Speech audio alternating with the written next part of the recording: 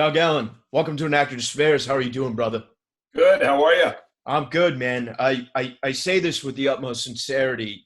You're a real hero of mine. What you've been able to do, I actually really do enjoy Kissing a Fool. It's a great classic film. You also got like Judy Greer, Jason Lee, and I think David Schwimmer probably had friends at that time, right? But Listen, not to toot my horn. I think I discovered Judy. I saw that. I think that was her first job. It's funny because there's people who you see, and I've been fortunate enough in my life. David Schwimmer, who's one of my closest friends, he auditioned for my first short film when I didn't know who he was. A friend of mine brought him to my apartment. Yeah.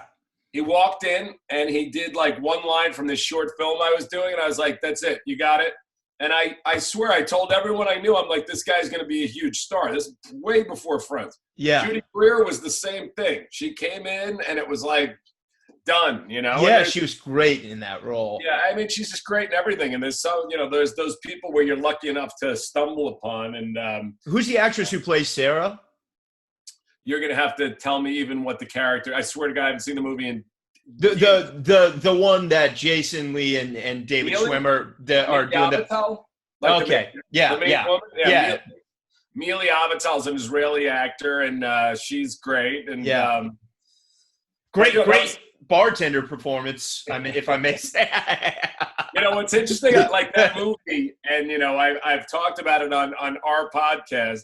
That movie was $1 million movie that was made independently, shot in 24 or 25 days in Chicago. Universal Studios picked it up and released it on 2,200 screens, which was ridiculous. It was a way too big a release. And, I went from, it was really bizarre because before the movie was released, I was like the hot guy in comedy. Everybody saw it and loved it. A bunch of studios wanted to buy it.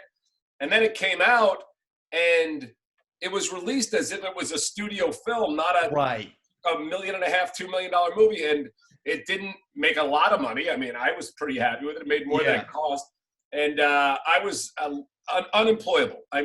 Went from like having a nice little life to like you cannot work. It was literally that ridiculous. So that's insane. And the bartending role I played, which Bonnie Hunt. She said as she thought I was funny. She asked me to do it. It didn't lead to any work. So.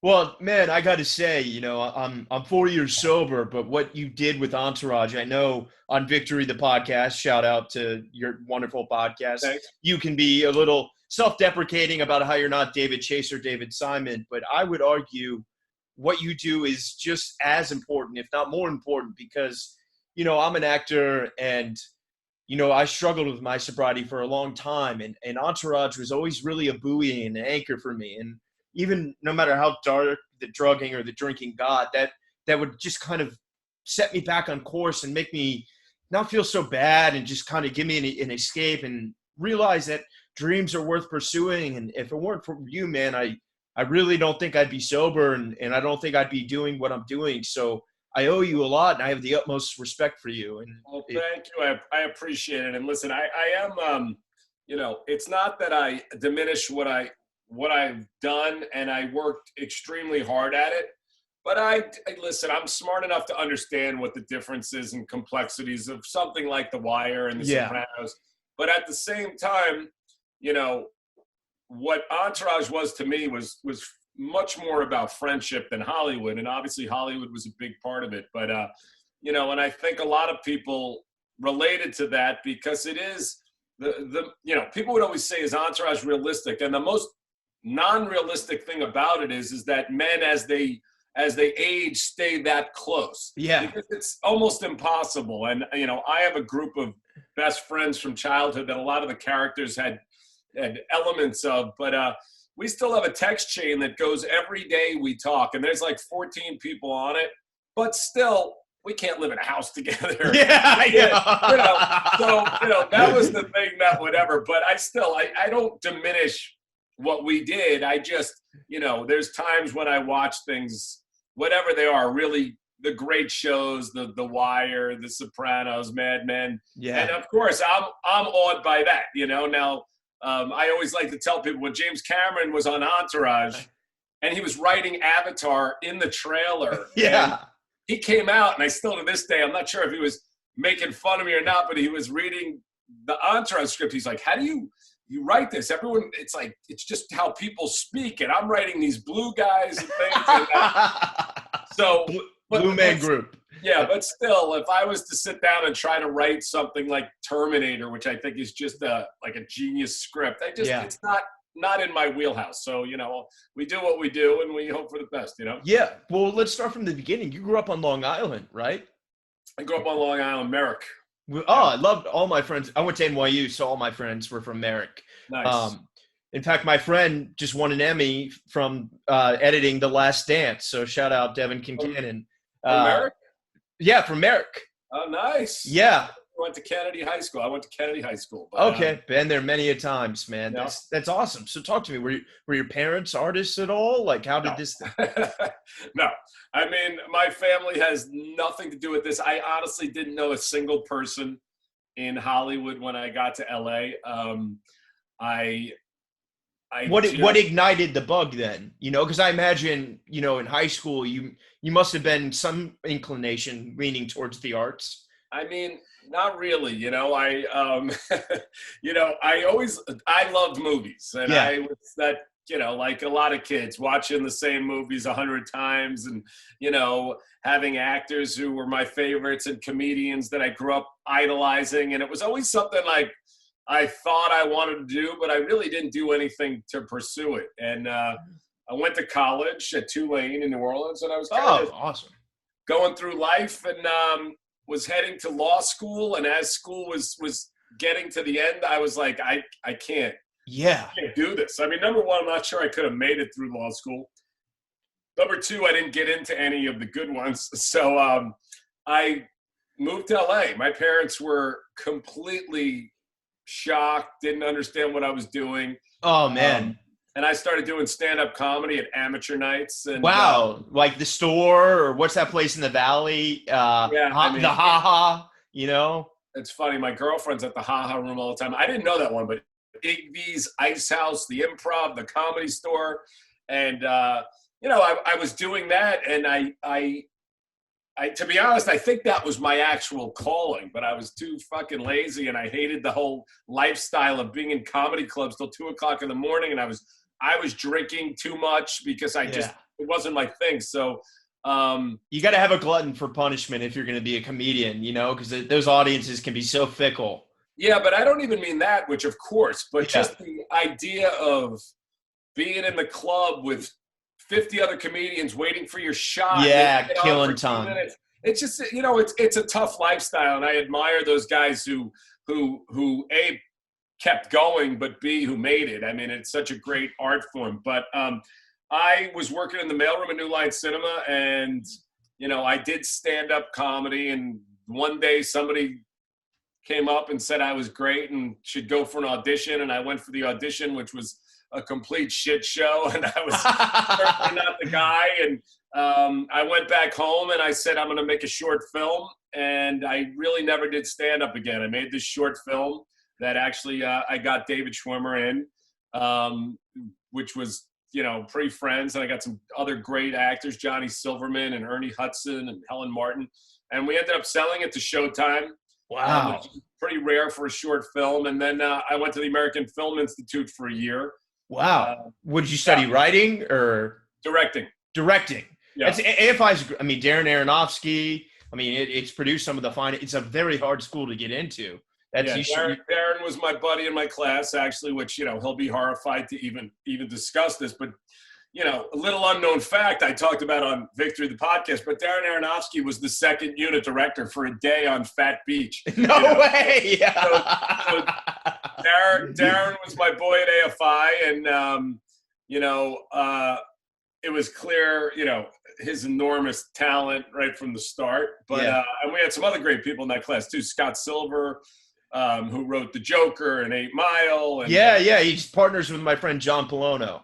Oh, nice. And Mark Waters and a bunch of other people, and some cinematographers who worked on Entourage and things. So I went there for a year. I came out. I made another short film, which Schwimmer was also in, and John Cryer. And I put myself in as well, which again did nothing for my acting career, which was kind of my hope. I actually think you got a great speaking voice, man. You should really consider acting more. You know, and it's nice that you say that, but I'll tell you, like my whole childhood, people said I should do a radio show, and then when I was doing Entourage, Jeff Garland said, "Why don't we do a radio show together?" And I'm such a self-hating Jew. I always hated the sound of my voice, and when I started doing the podcast.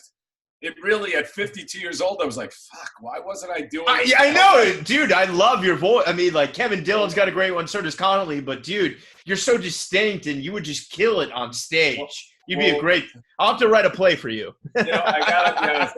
I appreciate that. There's part of me that, like, looks at Larry David, who's, you know, clearly one of my idols, and goes, God, because that's what I want to do. I wanted to be Seinfeld when I was growing up. Eddie Murphy, this and that. And I think – you know, for everyone out there, for you actors, I mean, it's bad enough when you're writing, but at least you write a script.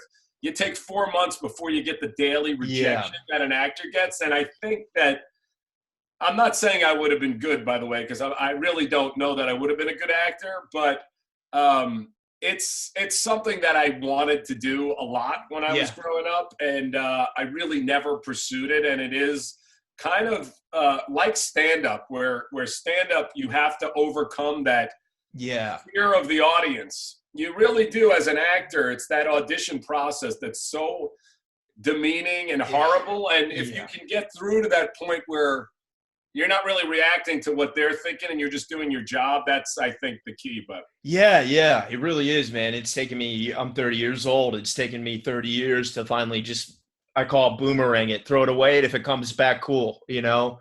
But so then when you do these two films and they're obviously successful, you know, I imagine at that point, you know, maybe a studio or, you know, someone at a boutique one was interested in hiring you as a writer or what? I mean, there's some interesting stuff that happened to me that didn't go forward. But I made this little short film called The Pitch. And it was, you know, like I said, Schwimmer, Ernie Hudson, Johnny Silverman. It's online, and you know, it's a one camera angle. And I was working in the mailroom at New Line Cinema, and I've never been on a film set ever. So I put this together and used my credit cards. And Mike DeLuca, who was VP of New Line at the time, gave me money after seeing me do stand up. I make this little short film, and a producer sees it. This is before I went to AFI, and he's like, "You're like a genius. You got to direct this movie I got." So he had this movie. I think it was The Parent Trap. And where this movie was at New Line Cinema. Uh-huh. So within 16 weeks of being the mailroom guy at New Line Cinema and having Mike DeLuca, the VP, give me money out of his own pocket for this short film, I'm going back into the offices at New Line, attached as being the director of a $30 million movie.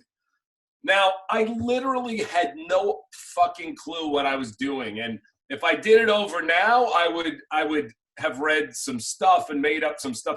But I didn't even really understand all of the things that a director did. So I walked into this meeting with like 5 executives. And I'm not, I mean, I can't exaggerate this enough. I was pushing the mail cart around 3 months earlier. Yeah. Now I'm walking in with a big producer and going, "Hey, I want to direct a movie." And they're asking me, "So what's your vision? What's your this?" Which is like, I didn't fucking know. I'm just going to make it funny. And Mike DeLuca, again, was like, afterwards, he sat me down and said, "I think you got talent. I think you should go to film school and really study this." So that's what I did. And I went to film school for a year. Was that worth it, you think? Do you think that was the right move? I think I met some great people there. Yeah. And it helped me solidify to understand being on a set and what that stuff was like. Again, I really had never done it. I wasn't a PA. I wasn't anything. So when I came out, I made another short film, which I definitely felt a lot more confident that I kind of understood what I was doing. Yeah. And then that short film led to this movie called Fat Beach, which amazing. You know, I'm like 22 years old. A guy calls me up, and you got to really understand, in 1992, when this happens, the word PHAT is not a common word in the human vernacular at all. Yeah, it really is, and it's certainly not in my circles, you know? So Yeah. when he called me up, he's like, I saw your short film. I want to do this movie, Fat Beach. I was like, Fat Bitch? Like, what are you saying? He's like, no, it's PHAT. And again, similar to other things I've done, we did this movie in we shot for 7 days. They ran out of money. It was down for 7 months. And then a studio came in and said, we'll give you a couple of bucks to finish it. The whole movie was shot in 12 or 13 days. Wow. And all of a sudden, Live Entertainment says they're going to release it on 400 screens, which I thought was, I mean, I'm proud of the movie because I was 22 and had no idea what I was doing and had no money. But, you know, this movie should have never been in a movie theater, you know? It's playing now. It's been on Showtime for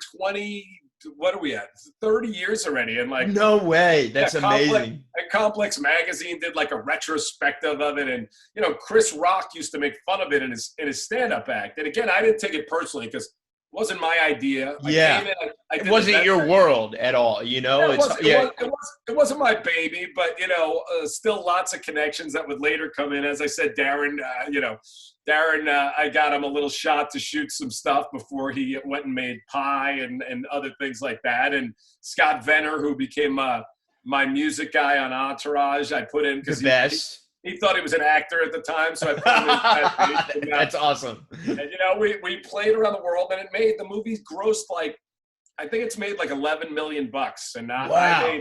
I made 15 grand and non-union, so I never got another dollar off it. No way. Oh man, we got to get you some back end all going forward. Yeah. Well, I imagine after that you had a lot of momentum. Was Kissing a Fool already existing in your mind at that point? You know, there really wasn't any momentum. It's weird. You know, I got lots of meetings, and to be honest, after Fat Beach, I got a lot of meetings on African-American movies. I met with Ice Cube on Friday. For Friday, yeah, I could totally see you. Yeah. And people, when I was getting to meetings, they thought I was black when I was getting there on the movie. But I was always kind of at my own pace, and I don't think I was ever meant to direct other people's stuff. So I kind of kept going the way I was. And Kissing a Fool came about, which was a script by this guy, James Fry. And it was a pretty incredible story. He had written that book, A Million Little Pieces. I don't know if you remember. Yeah, of course. Yeah. So, Oprah put it on her book club list. Then it turned out it was fake, whatever. But anyway, my manager who represented Mark Wahlberg, which is a classic kind of Steve Levinson, who I went to Tulane with, classic kind of Entourage moment, but they offered Mark this movie, Kissing a Fool. And Steve was his manager, and Steve said, you know, if Mark loves Doug Ellin, if he writes and directs it, maybe Mark will do it.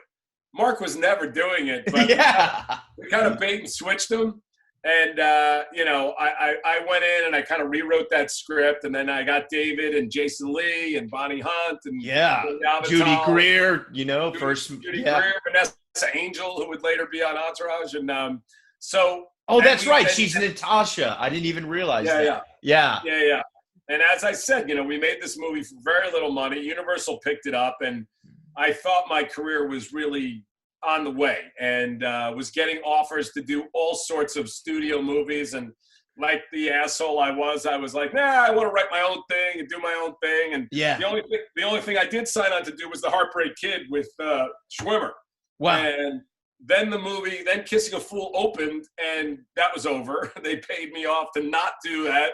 And I honestly could not get a job. It was like worse than when I first walked into Hollywood. It was almost like I was a pariah. And that's how it goes. It really is that simple, you know? How did you buoy yourself during that time? What were you doing to not, cave to despair and to keep in the business? To be honest with you, I was literally, and this is just so for context, I had sold 5 or 6 scripts, made a couple of movies, bought myself a, $800,000 house. So I'm living. So you were okay. Well, I thought I was on my way. So I was doing things that I'm fine. But I got kids on the way and things are happening. And all of a sudden I can't work. So I started studying for the LSATs. I mean, I was like, I'm going back to law school. So this is after I'd made 2 movies that have played around the world, sold 5 or 6 scripts. And I'm like, my career is over. And I had went around and pitched some couple of TV shows, which I'd never done anything in TV. And I did one with this producer named Dylan Sellers. And after we didn't sell something like the CW or something, I was like, I can't fucking believe this with all the shit that I see on TV, which now TV today has got so much great stuff. But then there was so much crap on every channel. So yeah, he said to me, which it's wild that Curb Your Enthusiasm is still running, but Dylan was like, you got to get into TV, go work on another show, which I'd never worked for anybody except for myself. So I said, how do I do that? And he said, you need a script, like write a script for your favorite show. So I wrote a Curb script in like one night. Amazing. And I sent it to Steve Levinson, my manager, who had forgotten, who's my friend also, had pretty much forgotten I even work in the business after the movie. And he read it and was like, you know, Mark and I are talking about this show idea about Mark. I don't know why we didn't think about you. It's like, I'm like, oh, that's nice, whatever. So anyway, they told me the idea of Entourage, which I said sounds horrible, which is my normal reaction to yeah, of course. I was like, no, who wants to watch a bunch of fucking guys live off another guy or whatever? Yeah, mooches. And Steve, which was to Steve's credit, which is the same thing he said on Kissing a Fool, because I didn't like that script either. He said, you'll figure it out. And I went home and I kind of started thinking about it. And, you know, within weeks we were in HBO pitching it, which, you know, 2001 HBO is the kingdom. Like, yeah, Sex and the City, The Sopranos. I think first season of The Wire, right? You know, I don't know. Oz. You know, yeah. Tom Fontana's a friend. But I mean, there's no other game in town. There's no Stars. There's no Netflix. There's no Amazon. No one was doing that kind of risque content. Exactly. Yeah. So and it was pretty much there or bust. And when we sold it, again, it was one of those moments where, wow, I made it. And then you realize, like, okay, they'll give you $50,000. You'll spend 2 years being tortured. And finally, after 2 years, they finally gave us the green light. And that's where it went. So wow. And originally, you know, because I know you've spoken about this on Victory, the show at first had a different tone because you were trying to kind of replicate Wahlberg's crew, which is a bit tougher, right? Yeah, for sure. You know, I mean, you know, there was a point, Chris Albrecht, who really is responsible for this show actually getting on and happening, you know, he read the first script and was like, you know, look, how I grew up was kind of like that Wahlberg crew. It was kind of, I kind of grew up where Goodfellas took place, and I had a mobster over here and this over there. And I just remember he was like, we're not doing the Sopranos in Hollywood. This is like, you know, it's gotta be. That's such a good way of putting it.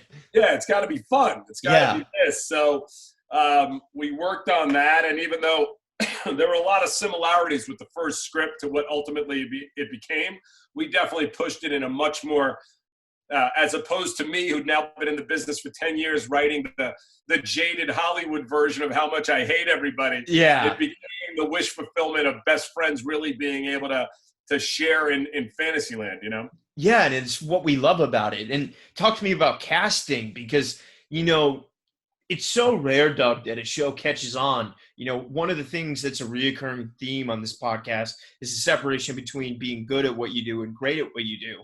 And you're great because what you did is going to live forever. It's immortal. And that's really what being great is, a shot at immortality. And, you know, you created something that's helped and made so many people laugh and inspired. And, you know, I'm sure I'm not the only actor that was inspired by your show. So talk to me about when you discovered everyone, and did you know what you had, or was it kind of? No, I mean, you know, I knew, you know, I wrote Jeremy Piven in my first outline, which is so weird to me when I think about it now. Larry Sanders was, you know, a huge influence on me. And I loved, even though Jeremy had done a lot of work, I loved Jeremy from Larry Sanders. And I thought he could play my agent, who was a guy named Jeff Jacobs. And by the time we sold the show, I had met the real Ari Emanuel. And I was like, this guy's the character. But I had written Jeremy Piven playing Jeff Jacobs. And then when I met Ari, I was like, okay, this is the character. And then when I actually finally met Jeremy had transformed himself into a like really good shape and like a whole different thing. And it kind of looked like Ari. So it kind of came together. And I remember the one thing I really felt was like, because I told Jeremy this, because Jeremy didn't know what the show was and really who the other actor was. I said, Jeremy, I don't know if this is going to work. I just know I know how to write for you. And I don't really know why. Yeah. But that I kind of felt would work. But putting the four guys together was a lot of work. And it was very important to me that they were authentic New Yorkers. And, you know, Wahlberg was great enough to let me make it kind of my thing, which was I needed it to be New York, which is a big difference from Boston. And I needed to find guys that kind of reminded me of the guys I grew up with. So, and still though, that being said, I was trying to find a Mark Wahlberg guy for Vince, and that was impossible. I mean, Adrian, it turns out, was actually the perfect thing, because I think a more alpha male like Mark might not have really understood why these guys were around. And I think it all just came together. But Adrian was definitely not the guy I was looking for. And it's interesting when that happens, because you like to feel like you really know it. And when you see it, and like, you know, for instance, I mean, the other guys, Kevin Dillon, like walked in, it was like game over. Yeah. And Kevin Connolly, same thing. And Jerry, besides the fact that Jerry was almost 10 years younger than Kevin Dillon, which it's funny, nobody ever even noticed that. You know what I mean? It wasn't ever a thing. It's so weird to me. But yeah, I mean, we put lines in about it, but nobody cared. But Adrian was the one that was really tricky to find. And, you know, there was something about him, which, you know, I say this to actors all the time when they're talking about roles. We saw a lot of great actors for that role that are going to have great careers. Yeah. They just didn't feel like a movie star like Adrian did. The second the guy came on the screen, it just felt like, why haven't I seen this guy? He looks like a movie star. And not just his looks, he just carries himself in a way that's very intangible. And I think that's the thing for actors, you know, as you know, when you audition, so often it has nothing to do with your performance or this at and all. that. It's what they're looking for. So but it came together, but it took a long time. I think it was like 8-month casting process, you know? Wow, that's amazing. And once you had that core cast, you know, I mean, more so the four, Jeremy, obviously, you know, he's kind of on his own in the show, but comes in, you know, was it important to you that all those actors had chemistry together? You know, because that's what it feels like. You buy the friendship and the history there, you know, and that's the absolute key. And I can't explain it, but the first time I put those four guys together, it just felt right. And, you know, I kind of, you know, which sometimes works, and I talk about this too on the podcast too, whether the creator, director, whatever, should be friends with the actors and what kind of things that causes complications. But it did feel like they were part of my crew from minute one. It just felt like I grew up with them, even though they were not Dylan, but the rest of them were significantly younger than me. But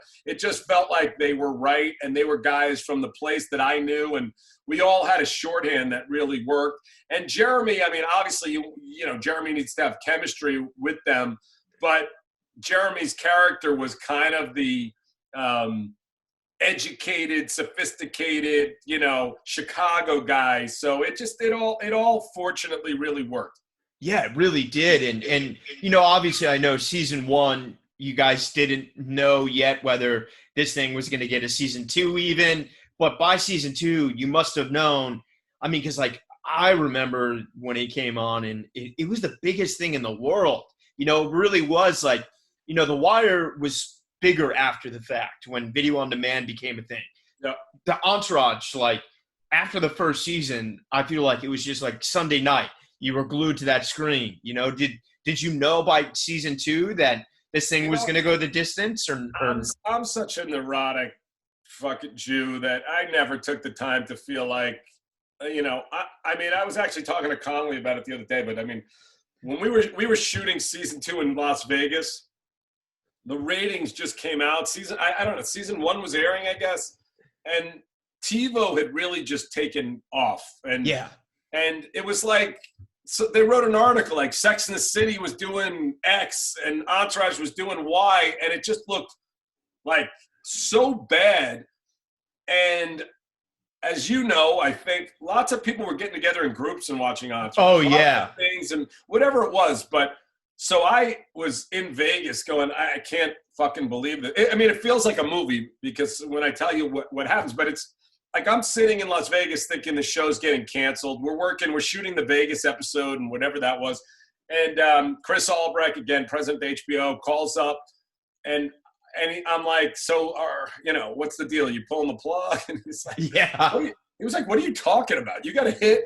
We're going to go as long as you want, which, again, those words mean nothing to me. I don't believe a fucking word anybody says. Totally. But yeah. It was better. But then I walked out to the pool, and Jerry came out, and all these fucking meatheads from New York and New Jersey started screaming, turtle.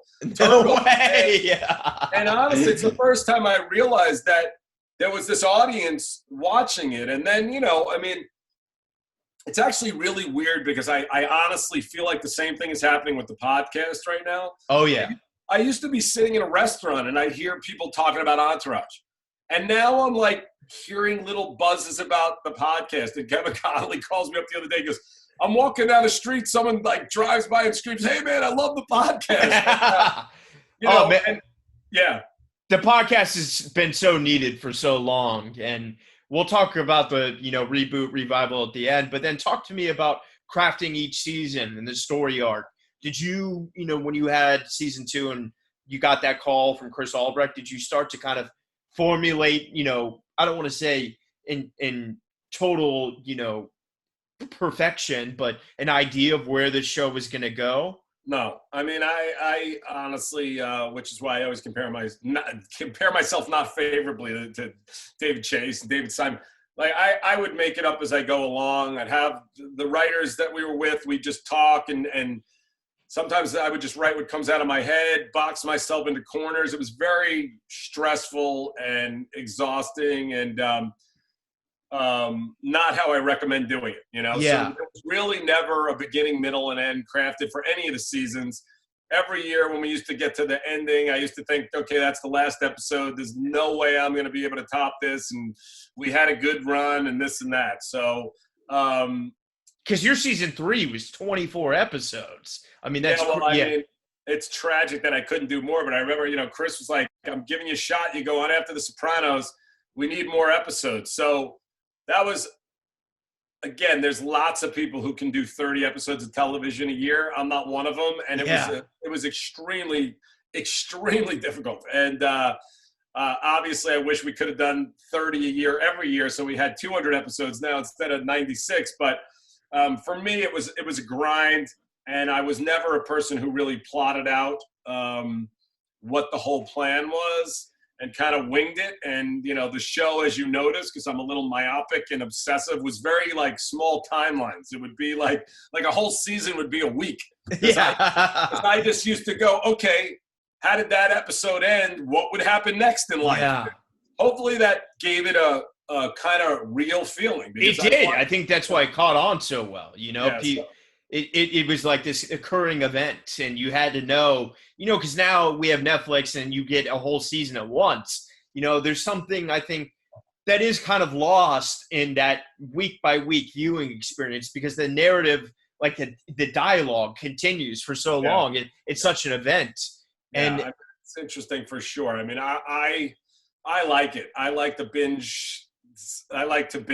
Me too, But it is stand anymore. When there's a show now, whatever, when Undoing was on, I'm like, I gotta wait. Oh, I know. That's amazing, man. So talk to me, as this thing got to be, by season 3, you're going. Was it fun for you having the cameos, or was that tough?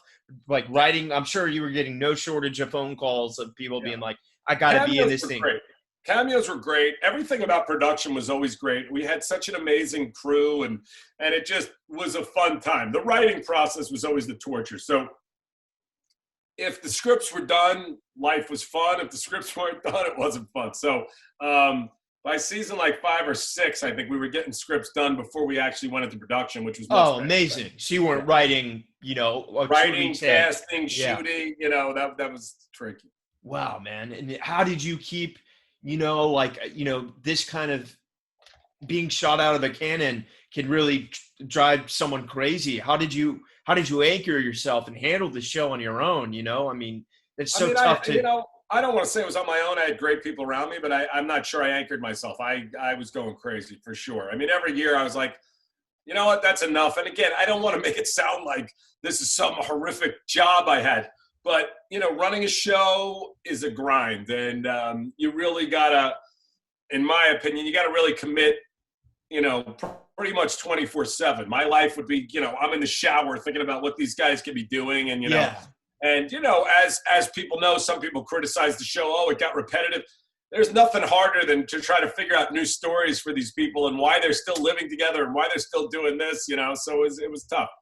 It's funny too, because I know you talk about this on the podcast that, as we've kind of entered this crazy virtue signaling PC time, that some people have a revisionist history of Entourage, but some of the staunchest feminists I know are the biggest fans of that show, That's nice. I appreciate that. And now looking back at it, honestly, there's some dialogue, but it's really embarrassing the PC bullshit that is.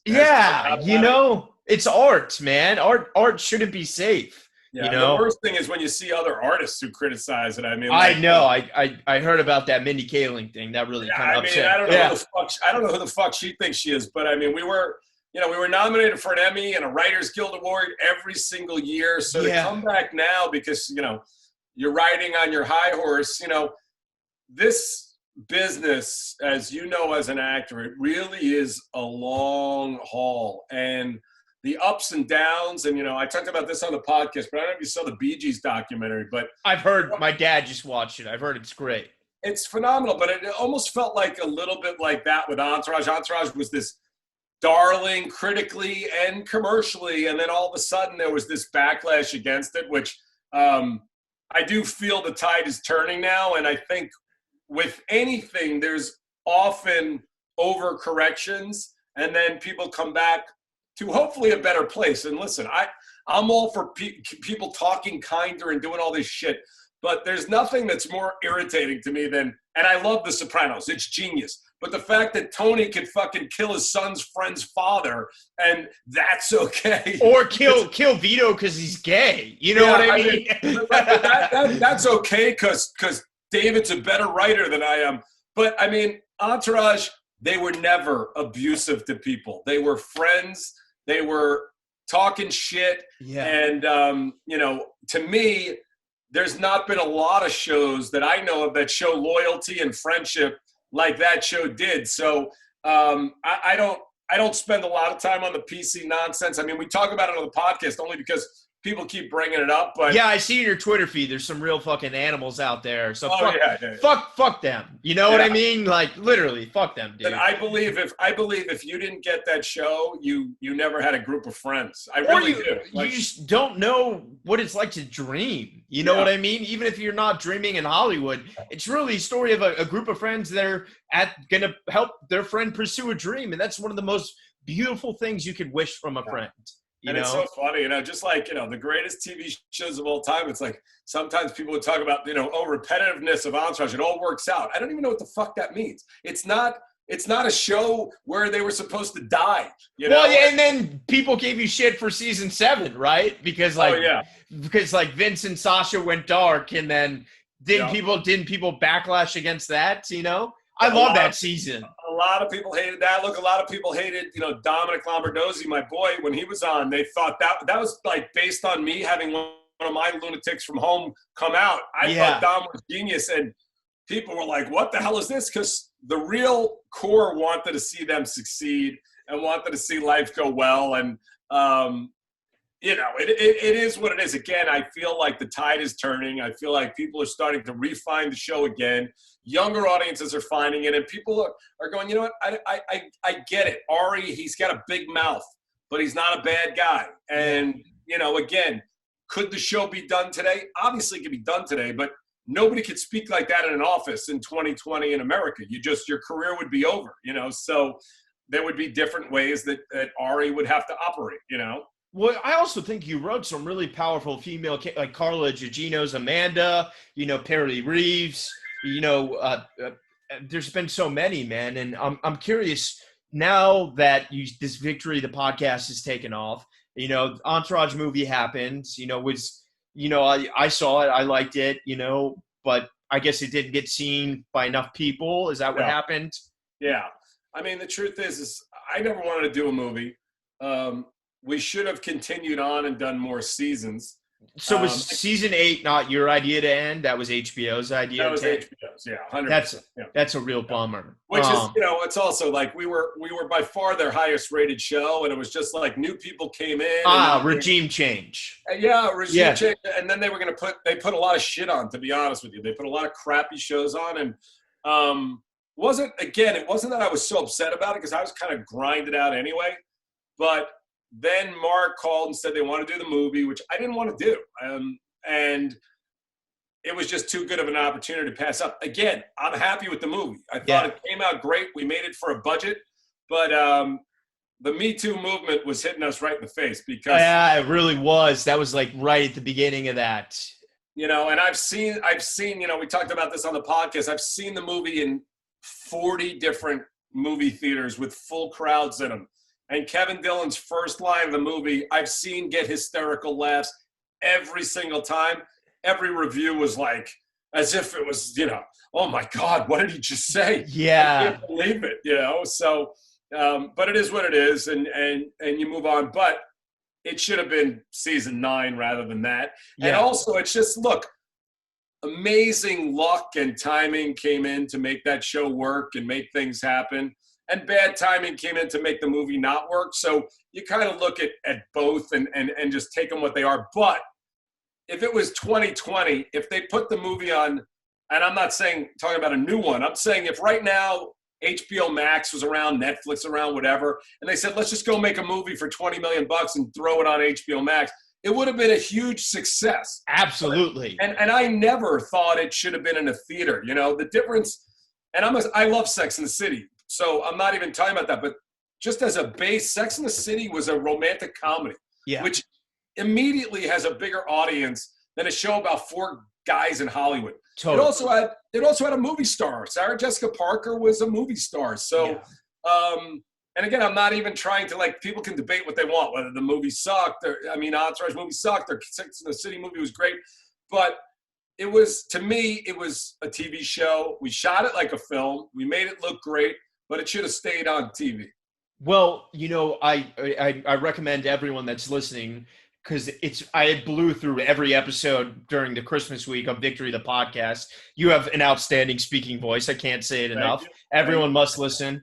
But now, man, I even sent this to you in that message how much you've been inspiring me through that podcast, but it's no secret it's been a really dark time for the world, and I honestly don't think there's anything the world needs more than this show right now. Do you think there's any chance now that you're seeing the podcast take off that you would give another season a go? I mean, it's certainly 10 weeks ago.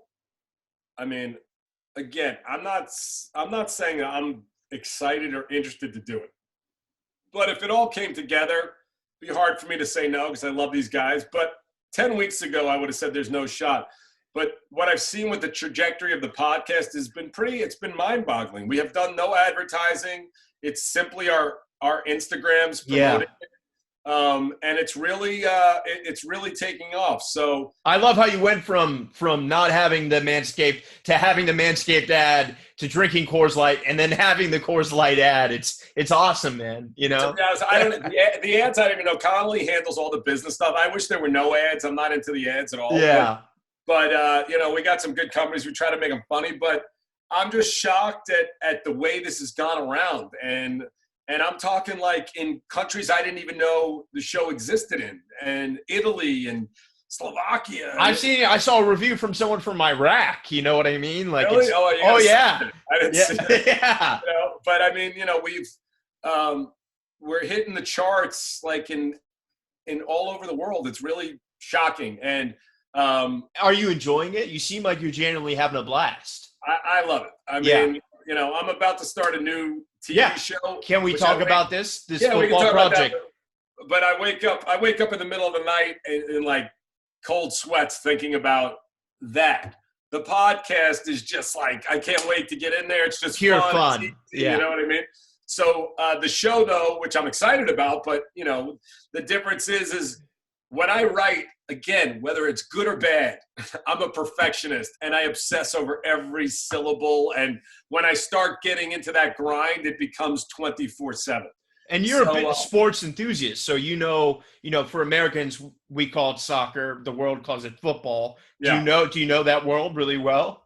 I know that world, and Thierry Henry, who I'm doing it with, and his manager Darren Dean, they've been asking me to write Entourage and international football for about 7 years. Wow. And I've watched a number of people do Entourage ripoffs, in my opinion, while I kind of like Californication or something like that. No, I wouldn't say Californication, but there are other ones. Yeah. I mean, they know what they are. But yeah. But I really was just like, what? I don't know if I want to run another show again. Obviously, I want to make the money. I want to have all the perks that come with it. But yeah, it's a whole other thing. But you know what? During the pandemic, this has been. I think all of us have taken a lot of time to reflect and really. I'm going to be 53 years old now, which is nuts. Happy birthday. Yeah, I don't know how this is happening, but it's like, you start to think of like, you know what? Maybe I can do another one where I make it a pleasurable experience and I do my best to not turn it into life and death because it isn't, obviously. Yeah. So they told me to write this, and when the pandemic started, I'm just sitting here doing nothing. I'm like, you know what? Fuck it. I'll just write the script. So I wrote the script, and Darren, who's producing it and manages Thierry, gave it to Matthew Vaughn, who's Matthew Vaughn's one of the best directors working. Yep. So yeah. Matthew loved it, wants to direct the pilot and finance it. So it's all kind of gotten into this great place, and I'm excited about it. There still is that anxiety, which I think is good for any writer, actor to have those things, because it will push you to work your best. Yeah, it keeps you on your toes. So do you have to move to England for production? If all goes well, 4 or 5 months a year in London would be ideal. Yeah, it's a great town. Well, Doug, I'm so grateful, man. It means so much. Final few questions for you. I have to ask because it's obviously a big part of Entourage. Favorite New York food spots? Oh, I should have thought about this, but let's see. Emilio's Bellato on Houston Street. Is that the small boutique Italian spot? Yeah. I love that place. Yeah. Sable's, Upper East Side, lobster salad is the best thing on earth. Siddell's, I don't want to forget anywhere. I get great bagels at the Bagel Boss, Long Island. Okay. Joe's Pizza on Joe's the best. Baker. It's a great slice, although I do love there's so many great places. It's like New York, but if I'm there for 2 days, I'm getting to Bellato, I'm getting to Sable's for some lobster salad, and I'm getting a slice of Joe's. I actually walk from Bellato's and eat I eat a lot for a skinny guy. I'll eat an entire meal at Bellato's, and then I walk over to Joe's and get a slice, which is just the best. Stupid overkill, but it's just great. So yeah, that's awesome, man. And then for all the young Dougs out there that are maybe in law school feeling unfulfilled and want to take a shot at this business in whatever iteration, acting, directing, writing, any words of wisdom? My words of wisdom are, if you made it to law school, there might be a reason that you're not in this business. And I'm not saying people like John Grisham and others. There's been some great people who've gone from switching careers, but I think, and I've been pretty successful, this is a tough business with a lot of ups and downs for almost everybody. And if it's not something you absolutely love, or there's something else you can do that would make you relatively happy, I suggest you do that. But if you do love this, it's got to be consuming. It's got to be a grind, and it's got to be 24/7. I see a lot of people in this business since I started 30 years ago that had a lot of talent. Yeah. That just didn't have the work ethic, didn't have the grind and the wherewithal to stand, the monstrosity of it's a behemoth of a beast, And by the way, with that being said, even with that, you need luck. And it's not that, I just use Kevin Dillon, who played Johnny Drama, as an example. He had a great career. Yeah. But Entourage took him to a whole other level, and that was at 38 years old, after he made 30 movies, and people were like, who is this guy? Yeah. And when he came in to audition for us, we said, I can't believe we're so lucky that this guy is so good and nobody's like, nobody's not using him. And it's like, I always say this, could Kevin Dillon have gotten Joey on Friends? I believe so. Totally. And it's just like getting in the right spot at the right time. And, and sometimes things can happen, but you really need all three. And you got to be going like, you know what? I may not make money. I may have years. I've had years where I made $0, where I was legitimately like, I'm going to have to like sell my house, my car, everything. And it's a grind, but obviously the rewards, if good things happen, are amazing. So. And what's less, question, what's been keeping you inspired during these troubling times? Like shows or what? Anything, children, shows, the beach. What, I sound like it sounds like I sound crazy. I can't even say it out loud and everyone thinks I'm fucking nuts. Taylor Swift has me fucking motivated. No way. Nice. I mean, aside from the fact that like, I really do love her and think she's fucking brilliant, but she goes and makes this two albums while she's sitting in her house basically by herself. I understand she's got connections with great musicians and stuff, but it did inspire me to go, like while I'm sitting here kind of locked up, and again, I'm not making any sad stories here. There are people who have it so bad, and I get that.